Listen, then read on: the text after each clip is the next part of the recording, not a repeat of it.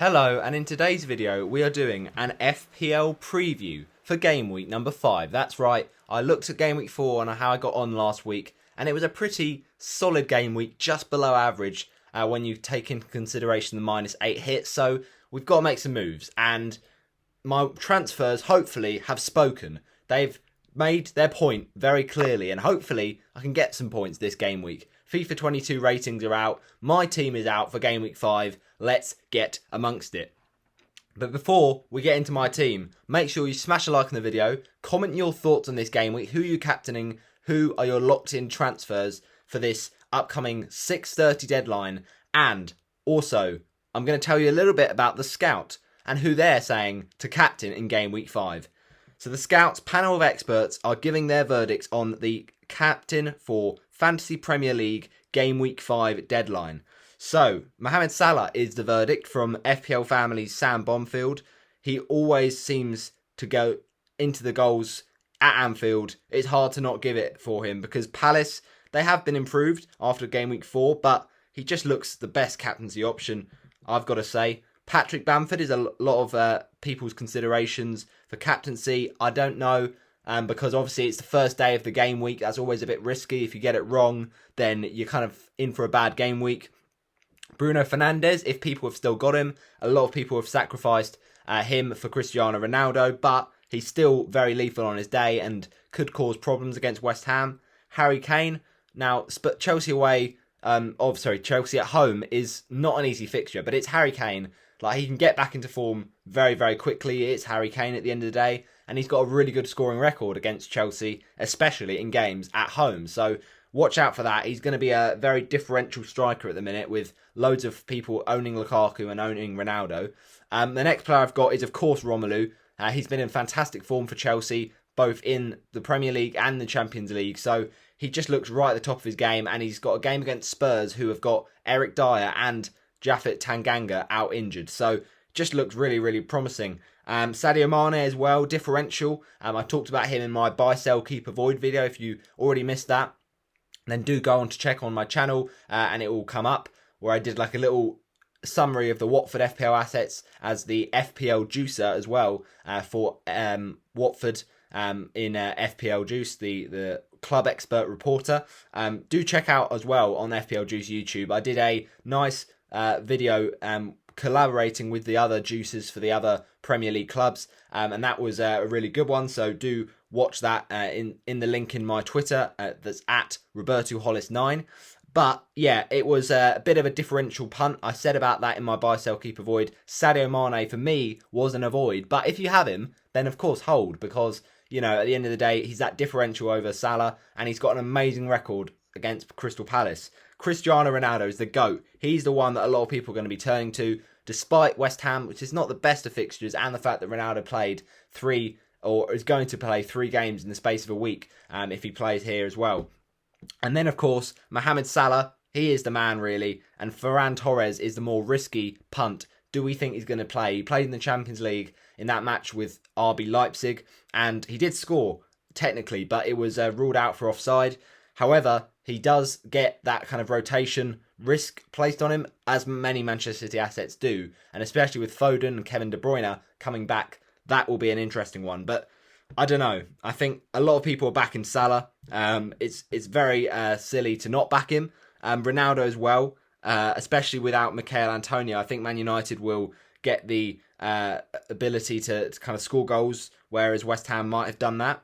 And I think also a little bit of what was the other one? Sorry, Lukaku is your third best option, because he's just in great form, and it just looks a really nice option. So let's go into my team selection for game week number 5 then. So of course, Friday night football in the Premier League. It's a 6:30 deadline, 8 o'clock kickoff on Sky Sports. Newcastle facing Leeds, and this will be an interesting one, that's for sure.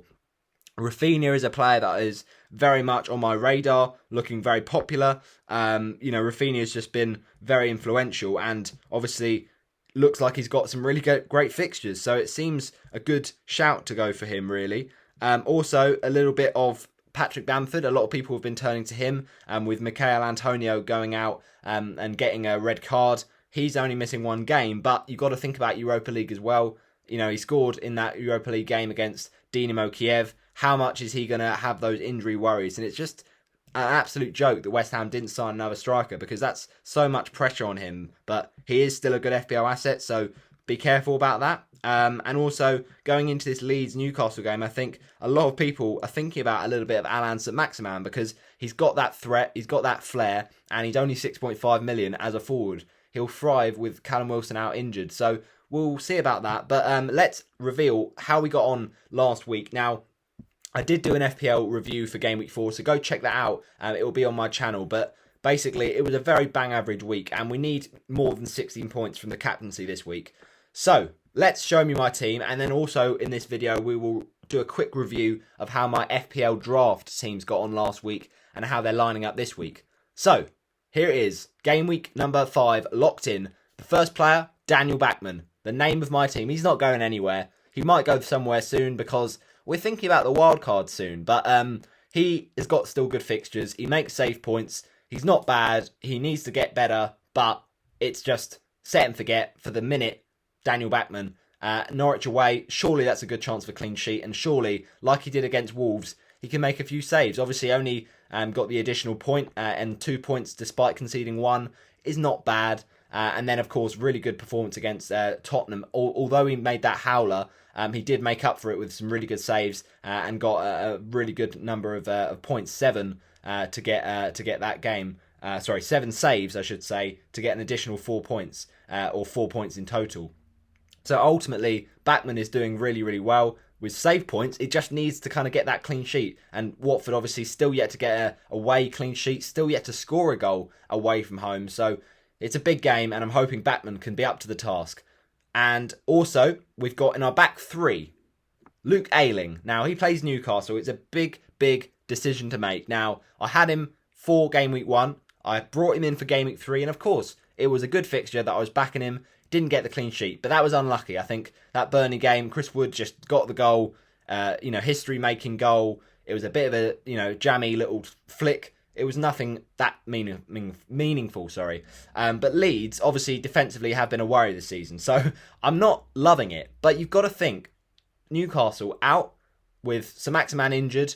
Okay, sorry, Callum Wilson injured. St-Maximin's their lone player. And Joel Linton's not exactly a goal machine. Obviously, Leeds have leaked goals. And we know this, right? They're not the team that you want to be backing every week for clean sheets. But we know with Ayling, we're not going to get anything else but clean sheets. He's not got that attacking potential. That goal against Man United was a massive freak. And the fixtures are just really, really good for Leeds. So it seems so logical to play him in these good fixtures. Obviously, you can say, oh, why aren't you playing more attacking and better value players, more premium defenders? But you just can't fit premium defenders in every week. So against Newcastle, we've got to target the fixture. But let's hopefully see a Leeds clean sheet tonight. Trent Alexander-Arnold, he is just a must-have, I think. Even on a wild card, if you change around your whole team, that guy has to stay because he's just so attacking and he's even better value than some of the 7.5 midfielders. So many attacking returns. Did the bits against last time out Leeds United, and I think he can do it against Palace again. Scored a free kick in this fixture in the 1920 season. Let's see some more points from those set pieces. Trent Alexander-Arnold, 12 points last week. He is a legend, and hopefully he can carry that on with some nice fixtures in the next 2 game weeks. And then Ben White as well. Really good option for the clean sheets. A bit like Ayling, I'm not expecting any attacking returns, but we just got him in as a short-term punt because we had to get rid of Bertrand, and he got the 5 points last week. We'll take that. Just hopefully no yellow cards this time, Ben White. And Burnley, all right, that's going to be a bit of a cagey one. Arsenal still defensively haven't been impressive, but you'd imagine hopefully Arsenal can get a clean sheet there. So fingers crossed with that, but it's a nice cheap back three to kind of sort out the rest of my team. Now, in the midfield, we've gone with another 4 collection. Greenwood against West Ham. Okay, he's in great form. He's not blanked a single game week. And by the way, Ben White, he's at 4.4, so you've just got to have him. He's a bargain, especially with the fixtures, but we might bench him soon. Greenwood, though, let's talk about him because he is a wonder kid and he's just still on the top of his game. So you've got to watch him. Look at this. 8 points, 10 points, 8 points, 5 points. That is what you call consistency. And Ronaldo can play alongside him. He's not a rotation risk. And look at the fixtures. Okay, West Ham, Villa, Everton. That's not bad. Liverpool, okay, not ideal. Leicester, not ideal. So from game week 9 onwards, the fixtures are pretty dodgy for Manchester United, but he still scores. And when a player is on this kind of form, you just keep him. And yeah, West Ham obviously defensively haven't been the best in the last few seasons. And I'm hoping that they'll put in a performance like they did against Crystal Palace, where they kind of just score goals maybe, but then they kind of struggled to hold on. And Greenwood has just been so good right now. Grealish at the price of 8 million is a little bit of a bargain if you're talking about Manchester City midfielders. I think he's nailed on, but I just never quite know with Pep. But he's had to be a one that I've kept for this week because, you know, that goal in the Champions League, you know, most Man City players played in the Champions League, so they're not going to bench all of them. And also Southampton are leaky, so this is a good fixture for Jack Grealish. Obviously last time disappointed against Leicester, but wasn't the easiest of games, I suppose, and he did return in the other two. So I'm hoping he can get the goal to kind of have a nice match up with the Southampton defence. And yeah, he just will be on confidence after that nice goal he scored against RB Leipzig. Now, Jota, he is in great form, of course. Apart from that last couple of games, he has been really, really good value. But he was so unlucky against Leeds, so many chances. And hopefully with Firmino still not back fit, he can really thrive in that forward position and get some goals past Crystal Palace. And then Salah, he's my captain. It's as simple as that. After what I talked about in the start of the video, he is the best captaincy option. And you can say, okay, in hindsight, last week I should have captained Ronaldo, or I should have captained Lukaku, or I should have captained, you know, even Mason Greenwood. But we went with Salah. He got more than Greenwood. And Salah still was one of my best scoring players of that game week. Just exactly the same as Bruno Fernandes. So it didn't make a difference, those that sold Salah ridiculously and kept Bruno. But Salah's one that I just don't want to sell. And he's so good. He's got a good record against Crystal Palace. Scored a really wonderful goal off the bench. And got another one in that game, 7-0 last season. And Palace are leaky. So I back Salah at Anfield to keep getting the goals. And that is why he's my captain. Now, up front, we've got Ronaldo, of course.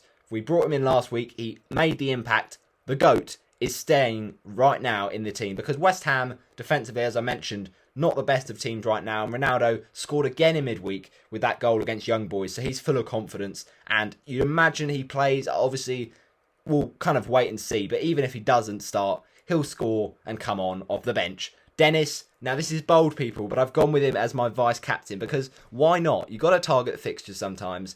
I know the form's not been there, but what I usually say is you should target with FPL fixtures for your defence, which is what I'm trying to do. And then sometimes, most of the time, you go with form for the attackers. Now, this is where I'm kind of not doing that. But the point is, it's Norwich. So Dennis has been in good performances. Obviously, Watford haven't been great recently, but he still has got a good chance of causing Norwich some bad problems. And he's just so fast. Play on the wing, play up front. He doesn't care. He gets involved in any Watford goals. And he's one that I kind of wanted for this run of fixtures. And hopefully he can do better than he did against Wolves. So let's hope for some points. But obviously not as many as my captain, Mohamed Salah. And then we see on the right there, my only transfer of the week. It's Patrick Bamford. I know you're probably thinking, what a boring transfer. But it had to be done. Mikel Antonio is out. Now, that's no disrespect to Antonio. He's been amazing for me at the start of this season. And I did a little bit of value in him, which is obviously not ideal to let go of that. But I wanted a player, a striker, who was going to start these next 2 game weeks, going to get me goals. And I think Bamford is that man. There was a lot of injury worries about him, that he had that hamstring. And it was such a conspicuous rumour that after that 5 Live interview, and you just heard him say, oh yeah, my hamstring is pinging right now, everyone's like, what's going on? And it's not official, but everyone's getting panicked and not bringing him in. But he is fine. Bielsa gave the green light, and that was just really reassuring because he's just such a good option for these fixtures. You know, you got to look at the fixtures and say, all right, Man City is not ideal, but someone like Liverpool, their fixtures are quite good in the next 2 game weeks. Salah as well. Ronaldo, I did mention with Luke Shaw, they're not great fixtures, but I do rate the fixtures for someone like Mo Salah because he can score against anyone, to be fair. And Dennis, obviously the fixtures aren't great because we do get turned for the worst in game week 7 and 8. But Bamford, those fixtures are actually unreal. 5, 6, 7, 8, let's be having you. I'm fancying those from a Leeds United perspective. So let's hope he carries on his decent form of 4.7 7.9. He's got a nice little cut in price because he dropped, but he's been much more of an attacker recently in the last few games, and hopefully, unlike that Liverpool game, he really gets forward. He really does show his attacking threat against a leaky Newcastle United team. So that is my team, people, locked in for game week number 5. The bench, I'll quickly go through, is Foster on the bench. Of course, he's back from injury, which is great to see. Still a very solid second goalkeeper. And this was the decision we had to make, which is a tough one. Luke Shaw, was he playing or was he benched? But we've gone with first sub, okay? It's because I think West Ham will score, and I think Shaw hasn't been that attacking. So even if they do concede, I don't think he'll make up for it in points with an attacking return. I could be wrong, but I just think that, that assist was a bit of a rare moment. Obviously, the goal from Ronaldo was brilliant movement and a strong finish, but it went through the legs of Freddie Woodman. Luke Shaw's not going to do that all the time, and he just hasn't been getting that many attacking returns. And Man United, defensively, haven't been getting that many clean sheets, just one so far. Do I think they'll get it against West Ham? I just don't personally, but I know Shaw's got the attacking potential, so it's quite a risky one to go with that, but we're going to go for it because of that nice fixture for Ayling. Brownhill is second on bench. I would put him third if it's any other week, but it's Livramento playing Man City, and I could have the Leeds United defender curse where Livramento does a Stuart Dallas and scores 2 goals, but let's just pray that doesn't happen. And Brownhill, at least he's going to play, and at least he's not a defender, so he's not going to get any minus points if Southampton have an absolute stinker. So Brownhill's there, second on my bench warmer, but we don't really care. And Livramento is a nice little enabler at 4.1 million for me. That's at least when I got him in. So he's a nice little 4 million goalie. Sorry, if he's not a goalie, then I don't know what I'm on about. But no, he's a defender. And he's a nice budget option with some good fixtures to rotate. So, yeah, he's third on bench. I think City will have a great game. And I think that, my friends, is my team done and dusted. So let me just update you on what my ranks are. 299 is overall points. 383,091 overall rank. And as I said, 64 points last week. But we need that green arrow. We're still yet to get it in this FPL season. So it really is a big game week. We've made just the one transfer. Still 0.2 in the bank going into that game week 6. So that's quite a nice luxury. And yeah, we really do want to be doing some good points this game week because it's starting to get to the point where fixtures are starting to turn. You want the points to go your way, and really we need to get some more FPL success. So thanks for watching my FPL preview. I'll just quickly hop over to my draft team and show you in the 5 different leagues that I've been invited into and that I'm competing in. FPL Draft is a separate game where you have to make a different team each time because you can only select one of them. So this is going quite well. I was second at one point, but now we're second on something like transfers made. I don't know how, we're joint second, but we had a pretty bang average 41 points last week. Mendy did bits, Diaz did bits, Cresswell did bits. That was pretty nice, but everyone else was a bit of a waste of space. And once finally I got my goalkeeper right, Sanchez got less. And the previous weeks I had Mendy getting more just, which was a bit of a pain really. And also the week before that, Mendy somehow did really well against Arsenal. I guess I should have thought about that. And then, of course, Mendy that first week did very good stuff against Crystal Palace. So this is my selection going into game week number 5. Now, I know what you're going to say, why not starting Sanchez over Mendy? But Leicester is not an easy fixture, and Chelsea can keep a clean sheet against anyone. So I'm going to go for Mendy in between the sticks. I think that could be a nice game. Spurs are still quite confident here after that Palace game, and it's just not a bad option. So Cresswell, obviously it's Man United. You're not going to back the clean sheet, but he's got attacking potential. Diaz, Wan-Bissaka, nice fixtures and some attacking there. And Havertz as well. He's one that's going under the radar. Rafinha, Sema, Tielemans and Benrahma. I know that I'm probably not going to have a start for Sema, but it's just one of those teams that we agreed at the start of the season to not make any transactions, so it stays as it is. Richarlison and Tony as well, and they're decent forwards for this game week. And then my bench is just, as I said, I can't make any transactions, so I have to keep it the same. But we just, for no reason whatsoever, decided to put Doherty last on bench because why not? It just looks quite interesting. So you got Justin, Abraham and Doherty. At the start of the season, obviously, I didn't know Abraham would go to Roma. And Justin, obviously, was more of a long-term transfer that I was hoping he'd get back sooner. But we'll kind of see it about that. But that is my team for the first team. That is, of course, a kiss from Danny Rose. He was man of the match for me against Wolves. Let's see if he can have another good one in the Norwich game. Now, looking at my team for Make Way for the King. Just quickly, I'll check on my team league. Yep, we're absolutely bossing it, so that's great to see. But in terms of my selection, Meslier, good fixture. Trent, Rudiger, Marçal and Tierney, they're all decent fixtures enough. I guess maybe not Rudiger, but like I said, Chelsea can keep a clean sheet against anyone. Salah and Jota, good midfield. Jack Harrison's going under the radar, as is Raul Jimenez, but I guess Jimenez has still not scored a goal yet, so we're worried about him. King is a bit of a punt, but we know he's going to start most of these games. It's just that he gets subbed off early. He's not quite producing the impact we want. And Lukaku as well, what a player he is. Now Gallagher, Fornals and Reguilon on the bench due to difficult fixtures. And Pickford as well, I just fancy Meslier in that Newcastle game. Alright, Xisco Disco is up next. And in this league, we are absolutely bossing it. And I say that because we've had consistent weeks, but it's not enough to see us top of the league. And it's basically a head-to-head league, so it's slightly different. And depends on who you play and how you get more points that game week. But I'm still happy with my team. 5th out of 10th. It's bang average, but let's hopefully push into the top 3. Bachmann in goal, solid choice. Duffy is still got attacking potential. Roman Saiss, the same, and obviously good fixture against Brentford.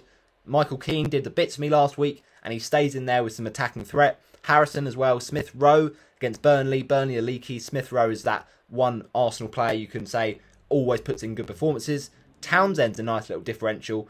He's going to be really confident after what a performance against the game against Burnley. And Traore as well. He always gets in the right positions. Can he get the goals? Ronaldo, he is the Ronaldo. No need to explain. Harry Kane against Chelsea, good record. And Bamford as well. So Schmeichel on the bench. I just fancy that Bachmann will slightly outscore Schmeichel, but it could be close. Trincao, it's just not quite done it yet, so he's on my bench. Richie as well, and Christensen is a long-term keep, but not for this week because the Pep Roulette, or I should say, in fact, the Tuchel Tombola, not the Pep Roulette.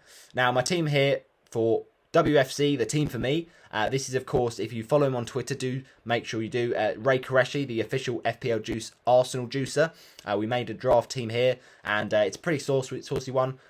Sanchez in goal. Brighton is still defensively quite good. Van Dijk, Pereira, Marçal. Zaha is a bit bold one to start him, but I think he can score against big teams. Trincao as well. Let's see if he can do something. Saka and Damari Gray's been in great form. St. Maximan's a bit of a bold one, but we'll go for it. Ronaldo, of course, and Richarlison. And then Gallagher, Keane, Pinnock, and Pope on the bench there. And finally, we've got the team that is, of course, the FPL Juice League for draft with the absolutely legendary duo of Nick and Ash, who do the show, FPL Juice, and we are currently sitting in a very bog standard position in the draft. But just because I love to be the Watford juicer, optimistic, I've got 2 Watford strikers there and a bit of Ismail Assar. So yeah, we've got Jose Sarr, who's got good fixtures. Keane, Kufal, Semedo, and Janssen. Now Soufal's got attacking threat against anyone, and Janssen has still got some good returns. Decore as well is a bit of a left field punt, but I guess he does seem to be getting more attacking positions. Ismail Assar, still great to back him against Norwich. And Jota as well, looking very good. Dennis as well, we've got him in our actual team, and I think he'll do well. And Morpie was one that I was going to get rid of, but actually he'll probably score in this game because he just is up and down a little bit like that. So let's find out. And Cucho Hernandez, it's a risk, I know. He probably won't start, but if he comes on, then he makes the impact. Martinez, now he obviously has an injury, but it's fine. We've got Sarr to play. Gallagher's on the bench as well for the tough fixture. Cornet is a long-term one who could do quite well for Burnley. And Lewis Dunk is a tough fixture against Leicester. Thanks for watching my FPL preview for Game Week 5, and I shall see you in the next one. Bye-bye.